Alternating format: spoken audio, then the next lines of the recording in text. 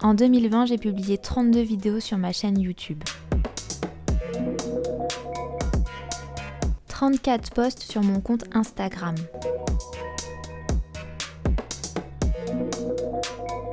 Et j'ai partagé des stories 130 jours de l'année. Des instants de ma vie de cette année 2020 avec des balades, Nova mon chien, du jardinage, quelques sorties, des recettes, du partage. Personne ne s'attendait à vivre une année comme celle-ci. On aura vécu des moments angoissants et difficiles, mais j'ai toujours relativisé car je n'étais pas la plus à plaindre. Ma famille a très peu été touchée par la maladie, j'ai quand même pu voir mes proches, profiter un petit peu de mes amis.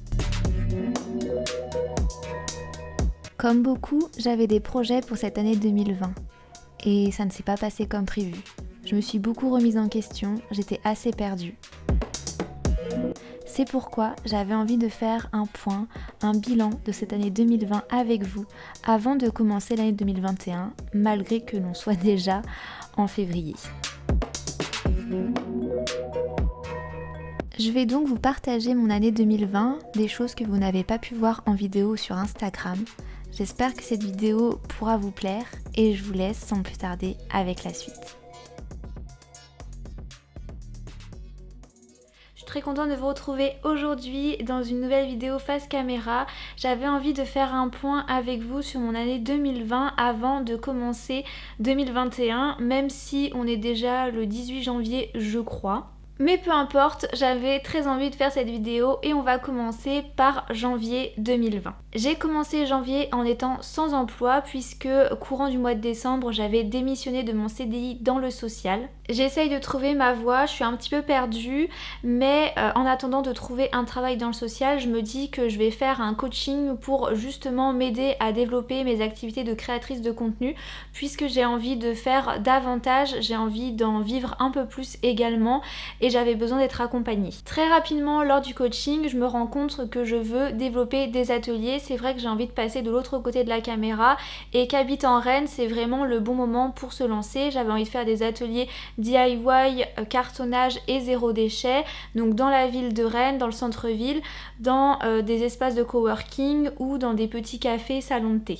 Je vois pêche une fois par semaine, j'avance assez lentement parce que j'ai pas confiance en moi, que j'ai peur, tout ce qui est nouveau m'angoisse et je me freine énormément, donc mon projet d'atelier avance tout doucement. Février, je continue les séances de coaching et je cherche toujours un travail dans le social. Une petite surprise pendant les vacances de mon copain, il m'offre mon cadeau d'anniversaire en avance et c'est un week-end au spa dans les Côtes d'Armor. C'était mon premier spa, c'était vraiment génial, on avait chambre avec vue sur mer. J'ai mangé 2 fois au resto, j'ai profité du hammam. C'était vraiment très chouette, un moment en amoureux qui m'a fait un bien fou. En plus, c'était une surprise, donc j'étais vraiment trop contente. Mars arrive. Avec le Covid, bien entendu, on entend qu'un confinement devrait pas tarder à arriver, sachant que l'Espagne et l'Italie étaient déjà confinés à ce moment-là. Donc j'étais assez incertaine au vu de mon projet d'atelier. Je m'étais fixé une date d'atelier fin mars, début avril, puisque j'avais un petit peu de mal à être à fond dans ce projet de par mes angoisses et mon manque de confiance en moi. Donc je m'étais fixé une date pour avoir vraiment une deadline, me motiver. Et avec cette approche de confinement, c'était un petit peu dur de maintenir la motivation. J'avais peur que mon projet du coup ne se concrétise pas. Mon anniversaire étant le 13 mars, je n'avais rien prévu avec les amis parce qu'on entendait vraiment trop parler du confinement. Et le confinement est tombé 2 jours après, donc ma maman est quand même venue le dimanche 16 pour fêter mon anniversaire avec moi. On n'était que toutes les deux puisque mon copain après est parti au travail, donc c'était vraiment mes 26 ans en tout petit comité, juste avec ma maman, et j'ai quand même soufflé mes bougies. Et ça y est, le confinement est là. J'avais aussi terminé mes séances de coaching avec Pêche qui duraient seulement 2 mois et en fait il me restait juste la dernière à faire.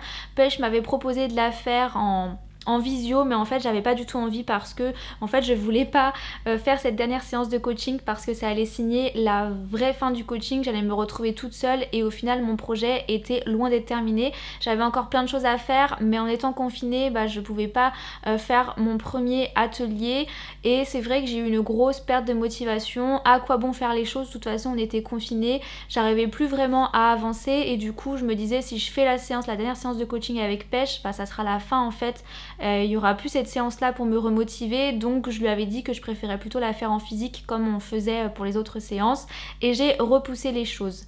Mon copain m'a aussi offert un deuxième cadeau pendant ce mois de mars, c'est Animal Crossing. Je pense qu'on a beaucoup été à jouer pendant le confinement et il se trouve que j'ai développé une vraie addiction à ce jeu. J'avais jamais joué de ma vie à Animal Crossing, pourtant il n'y a pas grand chose à faire, surtout dans les débuts, à part ramasser des branches, des coquillages et pêcher un petit peu, et pourtant je passais mes journées à faire que ça, jouer à Animal Crossing. Mon copain partait au travail puisque lui il a travaillé pendant tout le confinement, et moi je me mettais à jouer, il revenait le soir et j'étais encore en train de jouer. C'était vraiment une addiction, je faisais que ça de mes journées. J'aurais pu me motiver, profiter de ce confinement pour faire des vidéos YouTube en me disant bah tout le monde est confiné donc c'est vraiment le moment d'en faire. Je crois que j'en ai fait que une, mais j'avais pas la motivation, mon projet venait de s'écrouler et en plus de ça il n'y avait aucune offre d'emploi pendant le confinement, le pays était vraiment à l'arrêt. J'avais beau regarder tout le temps les offres d'emploi, il n'y en avait pas. J'étais un petit peu stressée en plus par ce Covid, j'étais vraiment angoissée à l'idée d'aller faire les courses et de rencontrer des gens, donc je me refermais un petit peu sur moi-même. Et c'est vrai que voilà, j'ai fait beaucoup jouer, j'ai peu été présente sur YouTube en vidéo, en tout cas j'aurais voulu l'être davantage, mais j'arrivais pas. Le mois d'avril c'était un petit peu la même chose, je regardais les offres d'emploi, il n'y en avait pas, j'essayais de faire des vidéos, un petit peu de story et je jouais beaucoup également, donc vraiment mon mois d'avril ressemblait beaucoup au mois de mars, mais je pense que c'était un peu pareil pour tout le monde. Le mois de mai est là avec la fin du confinement, je décide d'arrêter mes ateliers, je fais la dernière séance de coaching avec Pêche qui m'aide un petit peu à voir voilà, ce que je pourrais faire, mais je décide d'annuler les ateliers, de pas me lancer parce que c'est trop incertain pour moi. Je veux faire ça en plus dans des lieux qui ont longtemps été fermés comme des cafés, des salons de thé, et aussi je n'ai pas envie de me retrouver enfermée avec une dizaine de personnes avec cette pandémie. J'ai une personne dans ma famille qui est à risque, que j'ai envie de voir régulièrement, et si je fais des ateliers et que je côtoie beaucoup de monde, je pourrais pas aller la voir, donc je reste assez isolée, j'essaye de voir le moins de personnes possible pour aller voir cette personne là, et j'aurais pu me projeter à faire mon projet en septembre, mais j'arrivais vraiment pas à voir où on en serait en septembre en fait. Pour moi c'était impossible de planifier sur quelques mois, même quelques semaines, donc j'ai préféré finalement arrêter et j'avais encore un peu de mal à retrouver ma motivation. Courant du mois de mai aussi, j'ai eu un entretien d'embauche pour un poste qui me plaisait énormément dans le social. C'était en plus un 24 heures, ça m'aurait laissé le temps de continuer mes activités sur YouTube à côté.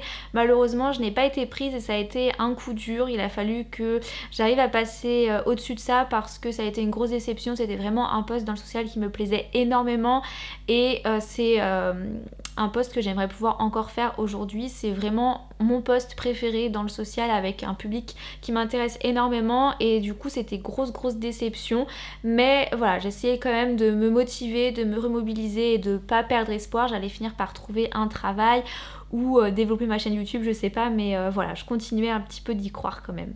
Juin, je cherche toujours du travail, je continue et je poste des vidéos et des stories Insta, etc.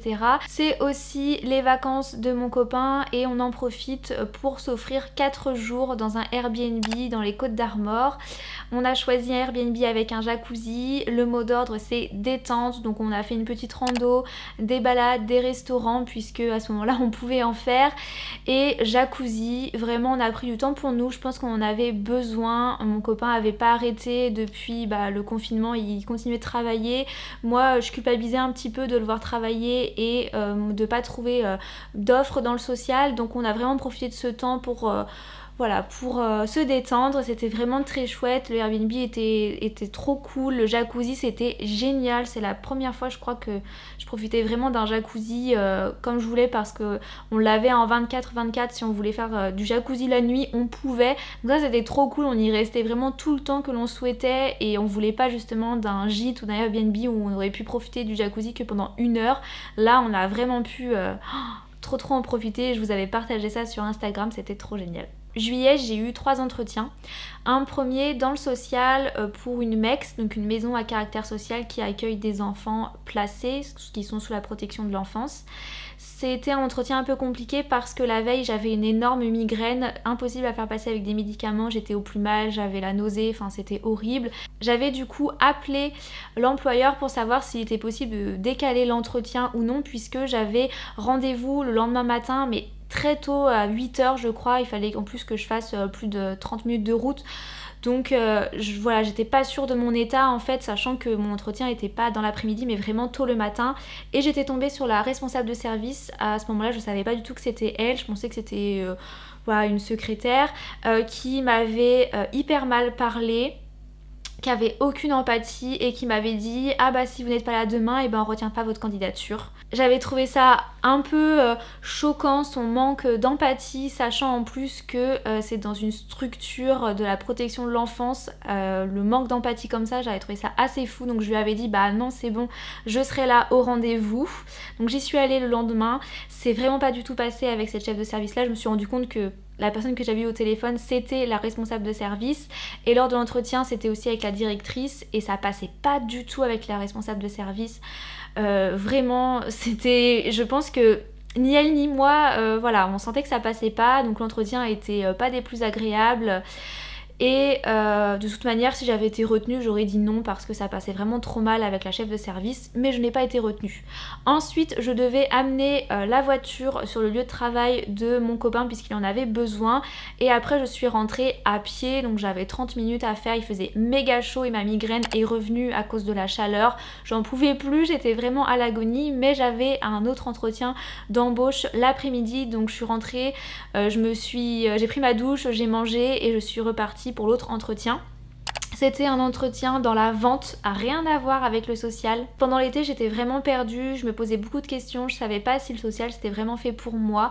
J'avais aussi une amie qui était dans le même cas que moi, qui est monitrice éducatrice et qui avait aussi beaucoup de mal à trouver du travail et on se posait beaucoup de questions en se demandant est-ce que c'était vraiment fait pour nous parce que c'était assez angoissant de pas trouver sa place, de pas trouver de boulot et on se posait mille et une questions. Du coup, quand j'avais vu une offre d'emploi pour de la vente à 28h, je me suis dit bah tiens, ça pourra me permettre de continuer ma création de contenu à côté sur YouTube et Instagram tout en ayant la sécurité d'un salaire puisque je gagnais très peu d'argent, je dépensais uniquement pour des choses nécessaires et ça devenait un petit peu urgent d'avoir un boulot quand même. Ce travail était juste à côté de chez moi, enfin je pouvais y aller à pied en 15 minutes, à peu près 20 minutes, donc je me suis dit pourquoi pas.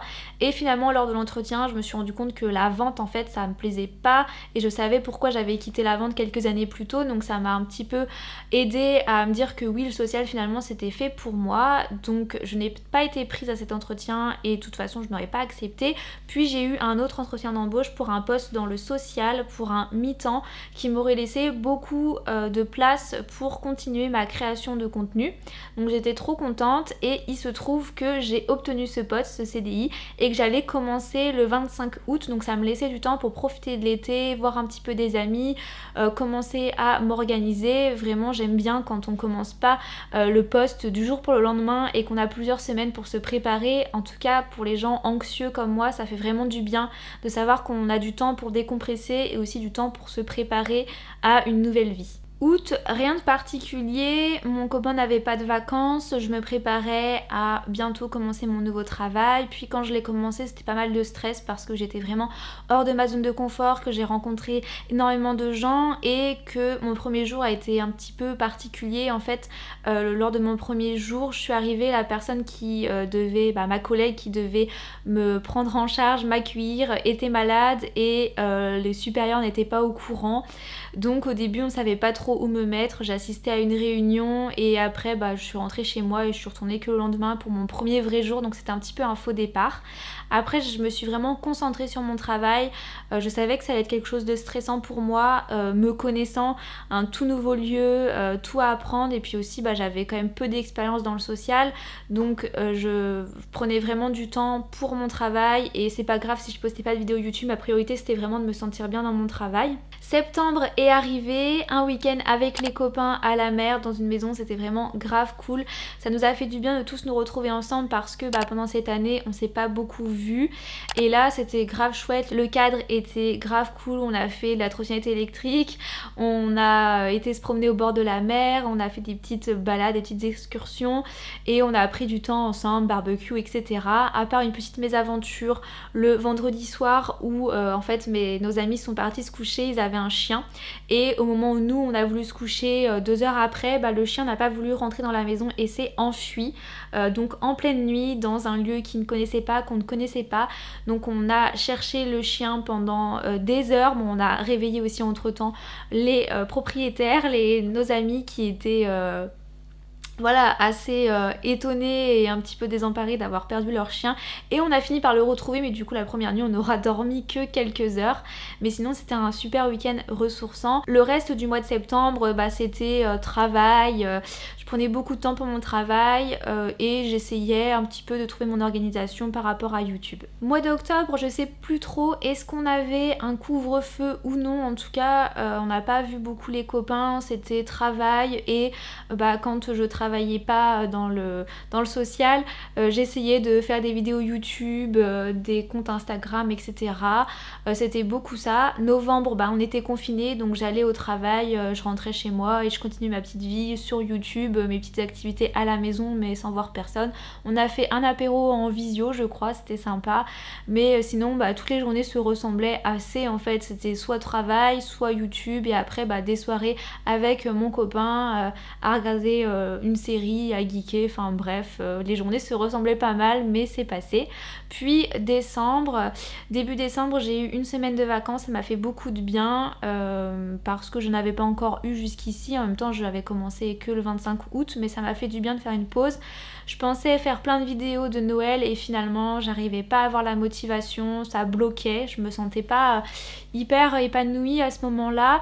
Et en fait, à la période des fins d'année, il y a tellement de contenu sur les réseaux sociaux que moi, ça me coupe l'envie en fait.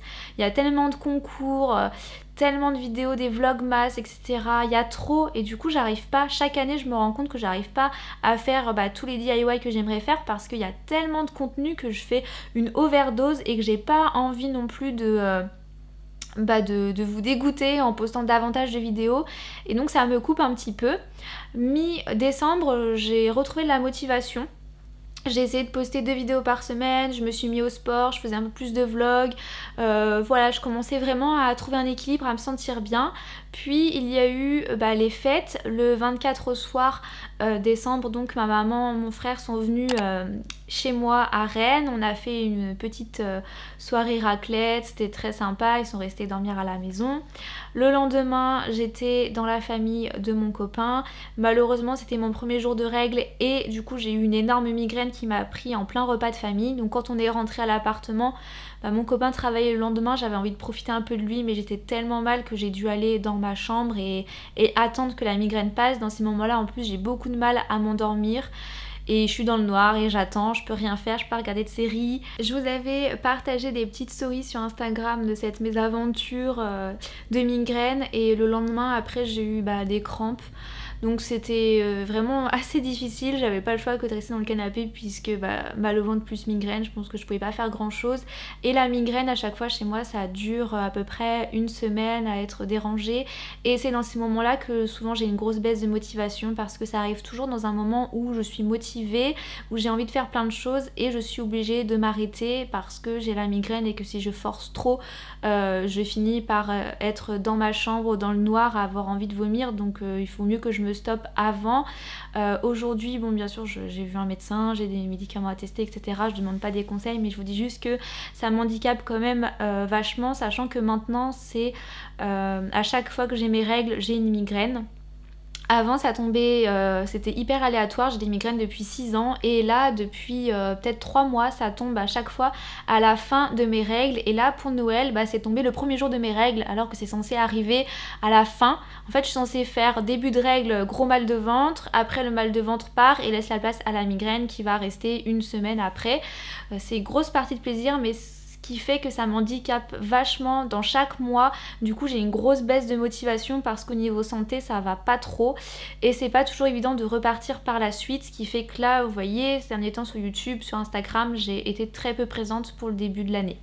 Après le 31 décembre, moi mon copain travaillait le 1er à 8h, donc on n'a rien fait, on n'a même pas discuté cette année de si on faisait quelque chose avec les copains ou non. Voilà, je pense que c'était, s'il y avait bien un nouvel an à rater, c'était celui-ci. Donc on a fait une soirée tranquille à la maison, on a juste pris du vin, des monts d'or et on a fait une soirée devant un film comme on fait souvent. Voilà, on s'est même couché à 23h, donc on s'est souhaité la bonne année le lendemain au réveil de mon copain. Rien d'exceptionnel, mais bon je pense que le nouvel an 2021 vers 2022 sera vraiment beaucoup mieux. Donc voilà, 2020 c'était pas la folie, c'était pas mal de remises en question. Et Nova qui ronfle derrière. Et j'ai quand même trouvé un autre CDI dans le social parce que j'avais commencé 2020 en ayant démissionné un mois plus tôt et au mois de juillet-août, voilà, j'ai trouvé un nouveau travail.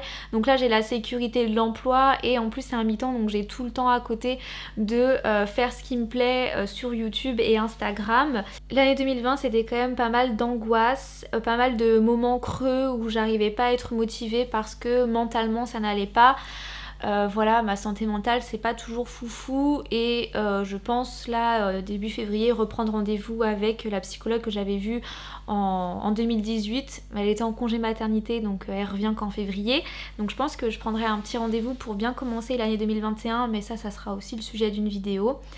Donc voilà, j'ai pas vu beaucoup d'amis mais je pense que c'est comme tout le monde, 2020 c'était pas évident. Et au niveau de la famille, j'en ai pas vu beaucoup non plus, j'ai quand même vu mes grands-parents 2 fois, même si à chaque fois j'ai beaucoup culpabilisé, j'avais très peur d'être porteuse du Covid et de leur transmettre. Bien heureusement tout s'est très bien passé les 2 fois, mais c'est vrai que j'ai essayé quand même de moins voir mes proches. Parce que ça m'angoissait beaucoup et que voilà, je voulais pas être responsable de quelque chose, mais mes grands-parents ils ont un certain âge et je peux pas me permettre non plus de pas les voir pendant 2 ans. Il faut bien que je profite d'eux, donc voilà, c'est jamais facile, on est content de voir nos proches mais en même temps on a un petit peu peur. C'est pas toujours évident en plus de respecter les gestes barrières avec sa famille, des fois il y a des gestes, voilà, tu peux pas les éviter. Mais bon voilà, on espère que 2021 sera tout autrement, j'espère que ça a été également pour vous, que ça n'a pas été trop dur. Qu'est-ce que j'attends de l'année 2021 ? J'ai un premier projet personnel qui m'occupe déjà beaucoup. Nous souhaitons pour 2021 acheter notre maison à la campagne. On savait que quand on partirait de cet appartement, ça serait pour un achat. Et en ce moment, voilà, on est prêt pour acheter. On en a un petit peu marre de la vie en appartement. J'ai récemment eu des déménagements dans mon immeuble et on se retrouve avec des jeunes qui font des fêtes à pas d'heure et en pleine semaine et à 1h, 2h du matin qui bougent les meubles, qui claquent les portes, qui crient. Ça devient compliqué. Et on a aussi envie de plus mettre un loyer dans le vent en fait et d'investir pour nous. Donc ça va vraiment être notre projet 2021 de chercher une maison. On a un petit budget donc ça va être une recherche un peu compliquée parce qu'on travaille tous les deux à Rennes et que le tour de Rennes est très cher. Donc nous on cherche une maison à la campagne, non mitoyenne. On veut vraiment pas être à la campagne pour avoir des voisins juste à côté. T'es obligée de faire autant de bruit de langue toi. Je sais pas si vous l'entendez mais elle fait que ça. Là je pense que vous la voyez là-bas. Donc ça nous occupe, on passe beaucoup de temps sur le Bon Coin et c'est une recherche voilà, qui va pas être évidente. On veut aussi du terrain, on veut idéalement proche d'une gare pour que je puisse aller à mon travail, enfin plein de critères donc je pense qu'on devrait trouver la maison mais c'est pas toujours évident les recherches de maison. Et sinon pour 2021 je me souhaite évidemment la santé mais surtout de faire des choses qui me rendent heureuse. Je ne me mets jamais de résolution parce que de toute manière je les tiens pas. Je pourrais vous dire que j'ai envie de faire plus de sport, ça pourrait être bien pour mes migraines, de manger mieux parce que j'ai vraiment fait le parallèle de quand on mange moins bien au niveau du mental, ça aide pas du tout. Mais voilà, c'est des choses que je me souhaite de faire mais je me mets pas d'objectif. Je souhaite aussi m'épanouir dans mon travail dans le social, vraiment être davantage présente sur YouTube. J'aimerais vraiment vous publier plein de vidéos donc j'espère que cette année j'y arriverai. Ma chaîne elle va avoir 7 ans. Et c'est vrai que chaque année, je crois, je me suis dit j'aimerais être plus productive, faire plus de vidéos. Donc j'espère vraiment que cette année 2021, ça le sera. J'étais déjà en bon cheminement l'année 2020 pour me foutre un petit peu la paix et oser faire les vidéos qui me plaisent. Donc j'espère que je continuerai durant l'année 2021. J'espère aussi que j'arriverai à combattre un petit peu toutes les angoisses que j'ai au quotidien. C'est aussi une vidéo que j'ai prévu de vous faire. En fait, je me souhaite d'être épanouie, de faire les choses qui me rendent heureuse et c'est aussi ce que je vous souhaite avec la santé bien sûr. Voilà, j'espère que plein de belles choses vont arriver pour 2021 et qu'on finira par s'en sortir avec cette pandémie. Voilà, moi je suis pas la plus à plaindre, tout se passe bien de mon côté. Et je pense à tous les gens chez qui c'est plus compliqué. Donc voilà, moi je suis pas à plaindre, ça va bien de ce côté-là. Voilà, je fais plein de gros bisous. Je pense que j'ai fini et que la vidéo va être très longue. Mais voilà, je décide de plus me brider. Les vidéos sont longues parce que j'aime bien parler. Donc je vous fais plein de gros bisous et je vous dis à très bientôt dans une prochaine vidéo.